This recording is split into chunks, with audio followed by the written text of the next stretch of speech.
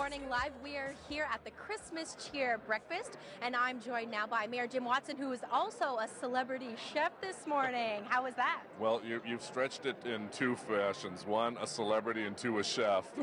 Don't think I'm a celebrity, and I'm definitely not a chef, but Sorry, I'm having fun. I should have said celebrity server, right? You can't really take credit for this morning's delicious food. No, it's wonderful. John Jarvis and his team at the Westin do such a great job here, and every year it's a little different. There are apple cinnamon crepes this year, and all sorts of good food, and all of the money, of course, is going to help people in need in our community.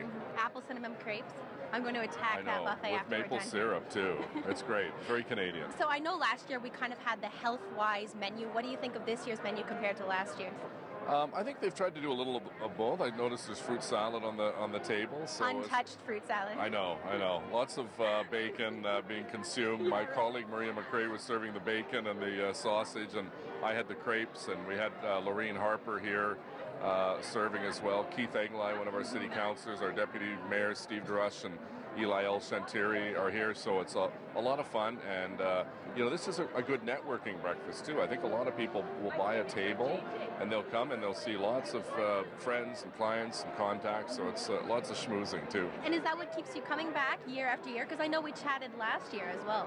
Well, I come back because I among other things, I used to be the honorary chair of the Christmas Exchange, and I know the good work they do. It's a very, what I call a pragmatic charity. We're not talking about poverty, we're not pontificating, we're raising money that's going to buy food hampers for those people who just couldn't afford a Christmas meal. We take that for granted. When the Christmas meal arrives on our table, that's great. We have a lot of family and celebrating, but there are a lot of people who would not have the roast turkey and potatoes and vegetables if it wasn't for the Christmas Exchange hamper program. And you did some fundraising yourself. I understand we had a bake sale across the city. Well, I get teased a lot because I go to a lot of bake sales and bazaars, and people say I am a little bizarre for going to all those bazaars, but I enjoy supporting the churches and the various faith groups when they're raising money.